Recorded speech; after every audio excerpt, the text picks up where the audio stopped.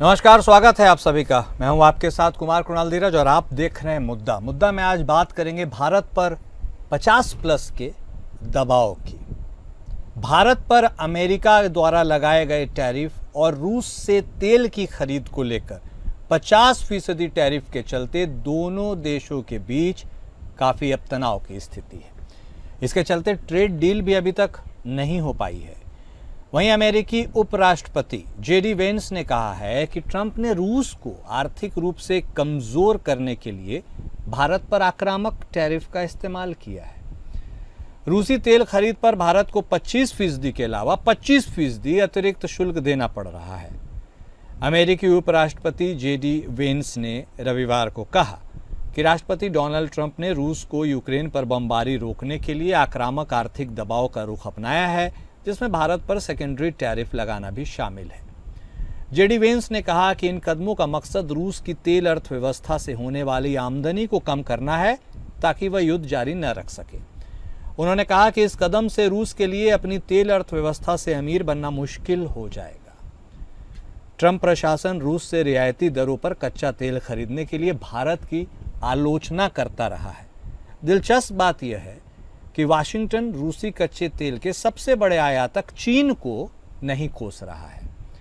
भारत का कहना है कि रूस से ऊर्जा खरीद राष्ट्रीय हितों से प्रेरित है। वेंस ने कहा कि ट्रंप की रूसी राष्ट्रपति पुतिन से मुलाकात के बाद उम्मीद है कि वह रूस और यूक्रेन के बीच युद्ध को समाप्त करने पर मध्यस्थता कर सकता है। उन्होंने कहा कि हमारा मानना है कि पिछले कुछ हफ्तों में ही दोनों पक्षों की ओर से कुछ अहम रियायतें देखने को मिली है।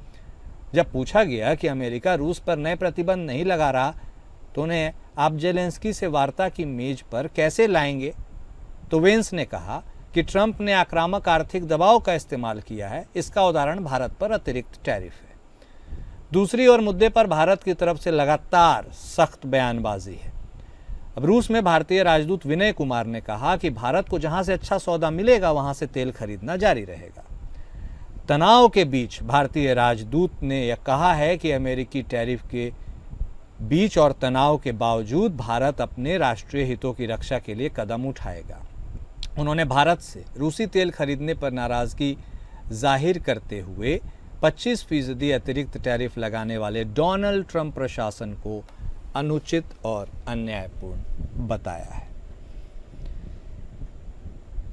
तो यह रही कहानी। इस कहानी में क्या खेला हो रहा है, इसी को समझने की आज हम कोशिश भी करेंगे। हमारे साथ दोनों खास मेहमान भी जुड़ चुके हैं। बिना वक्त जाए किए अब सीधे उनका रुख करते हैं। हमारे साथ बतौर विदेश मामलों के जानकार करोड़ी सिंह साहब जुड़ चुके हैं। हमारे साथ बतौर अर्थशास्त्री अश्विनी राणा साहब भी जुड़ चुके हैं। आप दोनों खास मेहमान का स्वागत है। नमस्कार सर। शुरुआत सिंह साहब आपके साथ करते हैं।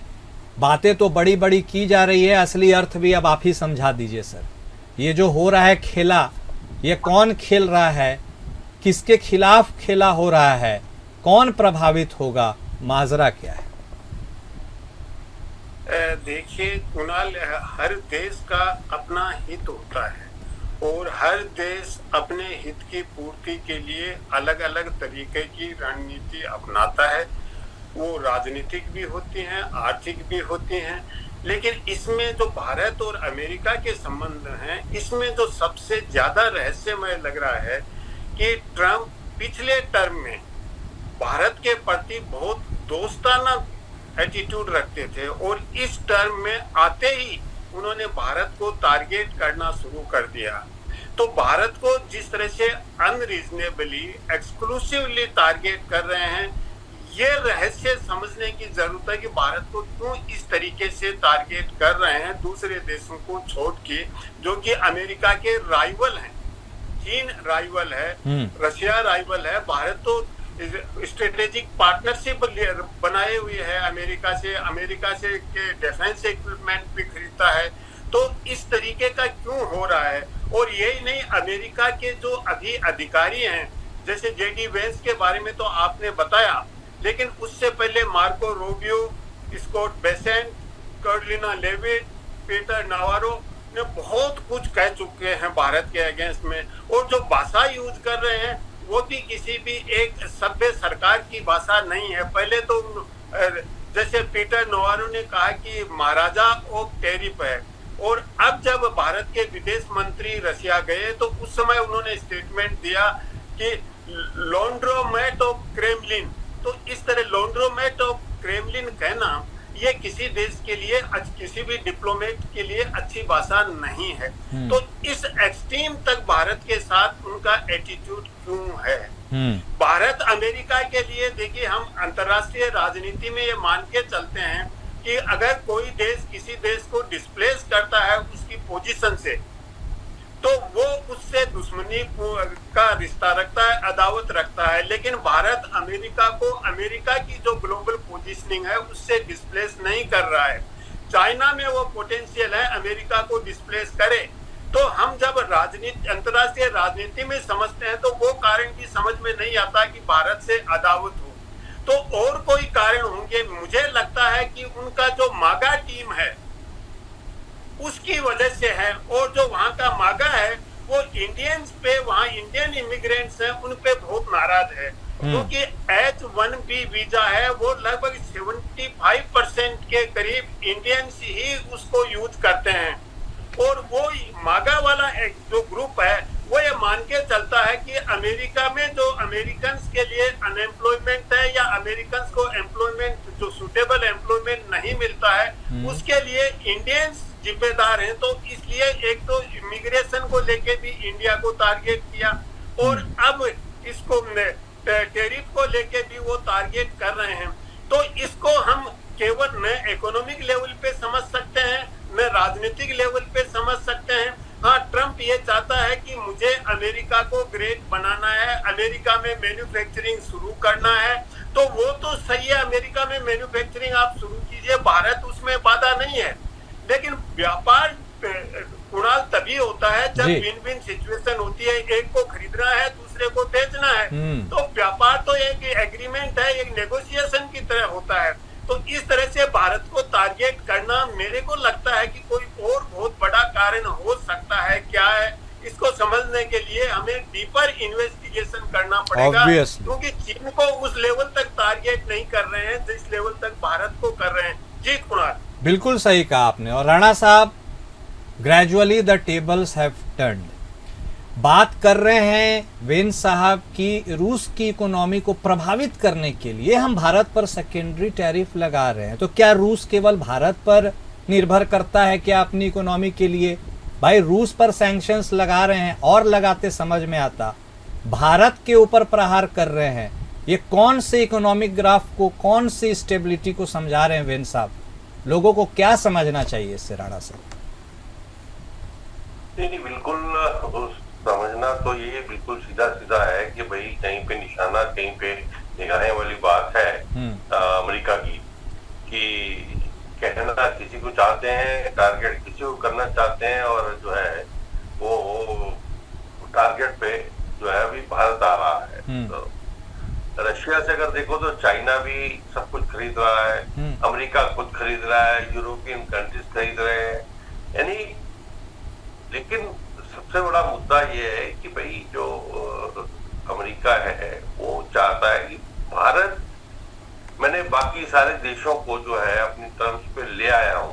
कुल मिला के अगर देखा जाए तो जहां जहां टैरिफ लगाया था वो लोग रिटेलिएट किया, सब कुछ किया, लेकिन वो रास्ते पर आगे और अल्टीमेटली जो है एग्रीमेंट हो गए। लेकिन भारत जो है वो अभी भी अड़ा है अपने उसके ऊपर कि नहीं, ये एरिया हम खोलेंगे नहीं, ये एरिया में आपको कोई एंट्री नहीं है। तो वो अमेरिका के लिए बहुत बड़ी परेशानी है कि भाई एक ऐसा देश जो कि अभी विकासशील है, विकसित भी नहीं है, और वो हमें जो है चैलेंज दे रहा है। तो ये एक समस्या अमेरिका के लिए है कि अभी से भारत की ये हालत है, और भारत अगर दूसरे तीसरे नंबर पर आ जाता है तो फिर क्या होगा। तो वो एक बहुत बड़ी समस्या है कि उनके हिसाब से जो एरिया खुलने चाहिए भारत, उसमें बिल्कुल भी कभी भी सहमत नहीं है और ना ही एग्री करेगा। और उसकी बाकी जो चीजें हैं, चाहे क्रिप्टो का व्यापार हो या आर्म्स का डील हो, उसके लिए भी भारत अभी, और जब प्रधानमंत्री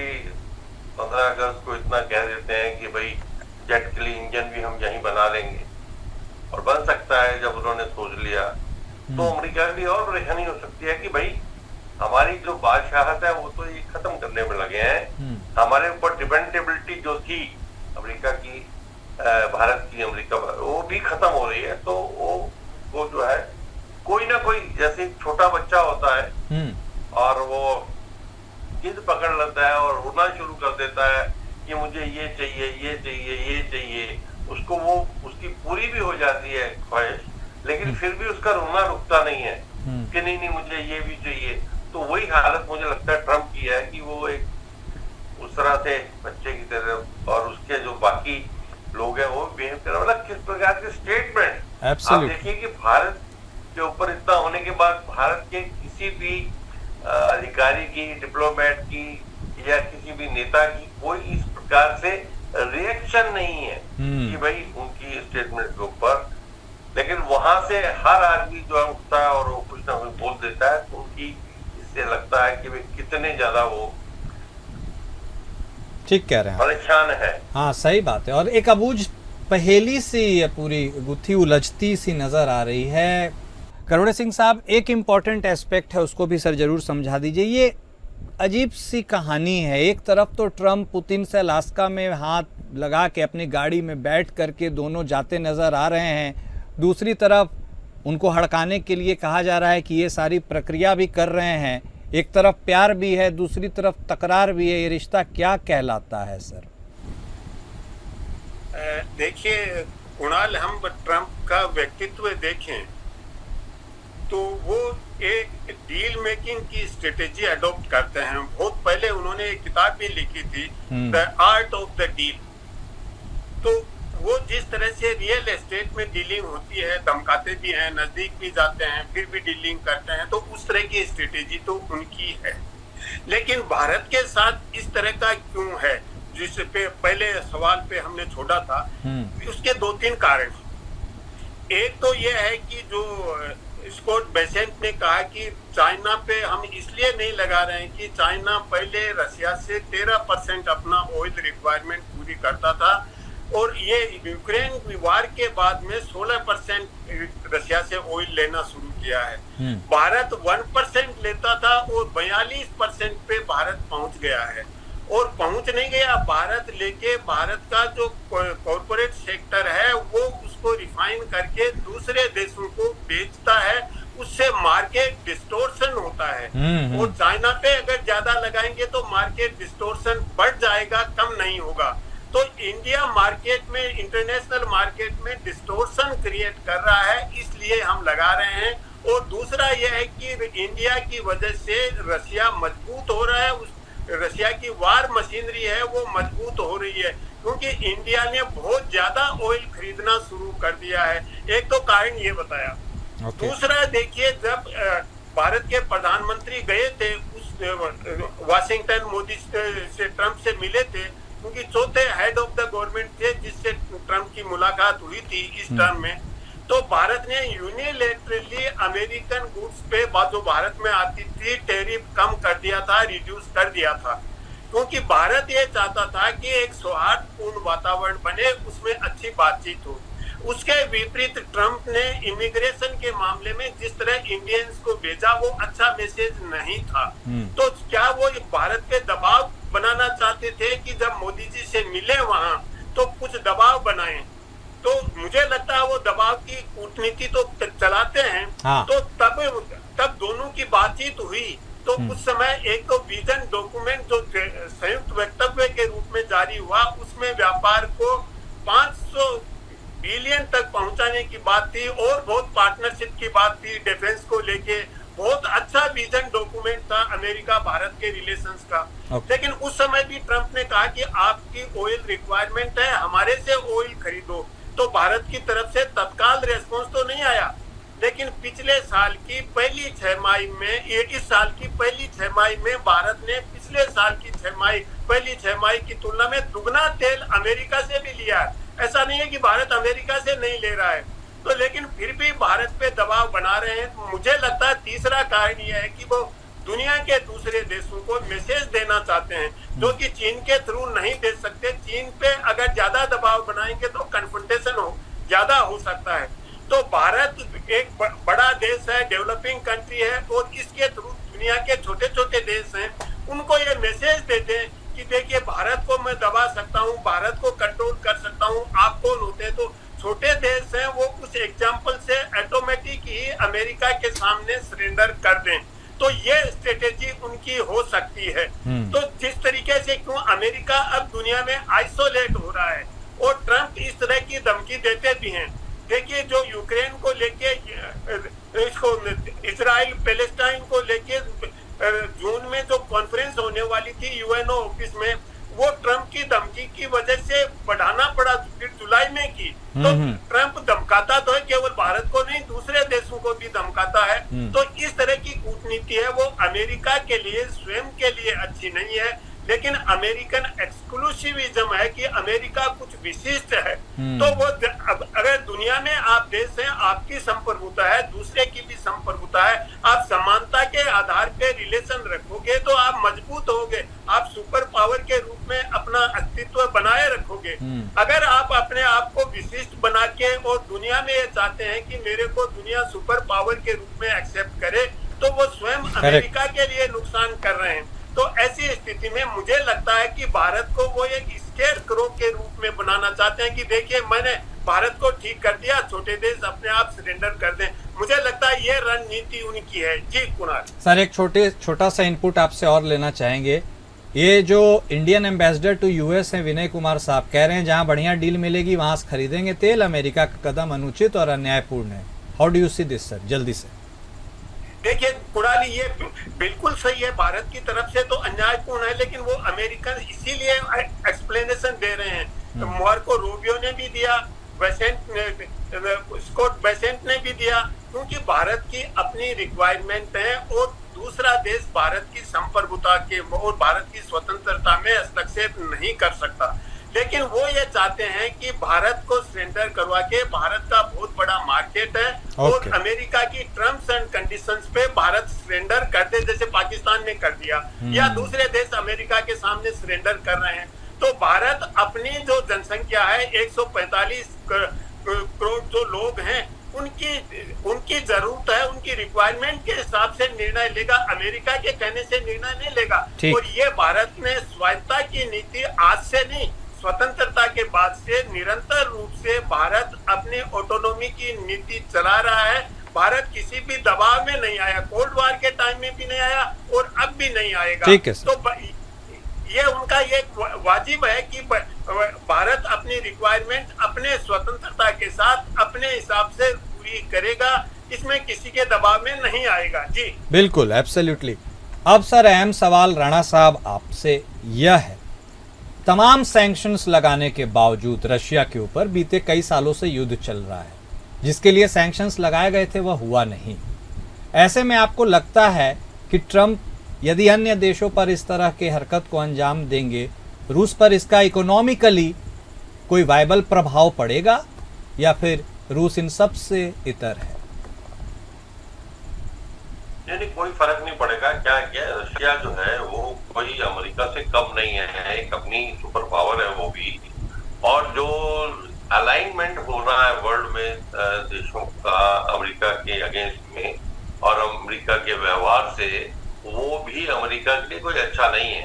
ये नया जो अलाइनमेंट, अगर ये सारी चीजें होती हैं, रशिया और चाइना, भारत और ब्रिक्स का मूवमेंट है या बाकी भी जो अभी अलाइनमेंट और हो रहे हैं, तो ये अमेरिका के लिए जो है मुश्किल भरा हो सकता है, क्योंकि वो जो देश जो है पहले अमेरिका से कुछ एक्सपेक्ट करते थे या सहायता करते थे, तो वो चीन की तरफ, भारत की तरफ या रशिया की तरफ देखेंगे, छोटे छोटे देश जो हैं। तो इसलिए अमेरिका ये सोचता है कि भाई मैं किस तरीके से रशिया को भी दबा लूं और भारत को दबा लूं, तो वैसा संभव नहीं हो पाएगा। उसकी स्ट्रेटेजी जो है फेल होने वाली है। और अंदर ही अंदर, हालांकि उनके जो ब्यूरोक्रेट्स हैं या बाकी लीडर है वो बोल रहे हैं, लेकिन जनता उनकी परेशान है। और जिस दिन ये इफेक्टिवली सामने चीजें आनी शुरू हो जाएंगी और मुश्किल होगी। और भारत ने अपनी स्ट्रेटेजी तो वैसे ही बदल ली है कि देखिए जीएसटी वाला जो इशू आया है उसका भी हालांकि सरकार ये कह रही है कि हम कंज्यूमर को बेनिफिट देना है, लेकिन उसके साथ साथ इस समय पर वो आना, उसका मतलब सीधा ये है कि भाई उसका जो लाभ है जी। तो चीजें एक्सपोर्ट अमेरिका में नहीं हो पाएंगी। तो भारत में क्योंकि बहुत बड़ी हमारी अपनी कंजम्पशन की इकोनॉमी है, तो या कंज्यूम हो जाए या बाकी दूसरे देशों में भी, तो भारत को जब लगेगा उसको कि कोई फर्क ही नहीं पड़ रहा और रशिया को भी कोई फर्क नहीं पड़ रहा, तो अमेरिका अंततः जो है वो सोचेगा कि मैंने क्या बेवकूफी की। इससे अच्छा तो एक बॉर्डर रिलेशन में मैं समझौता करके और आगे बढ़ता तो शायद लाभ, ultimately loser will be US only. ठीक है सर, ठीक है, बहुत शुक्रिया आप दोनों खास मेहमान का हमारे साथ जुड़ने के लिए और इस चर्चा में शामिल होने के लिए। मुद्दा में अभी बस इतना ही। नमस्कार।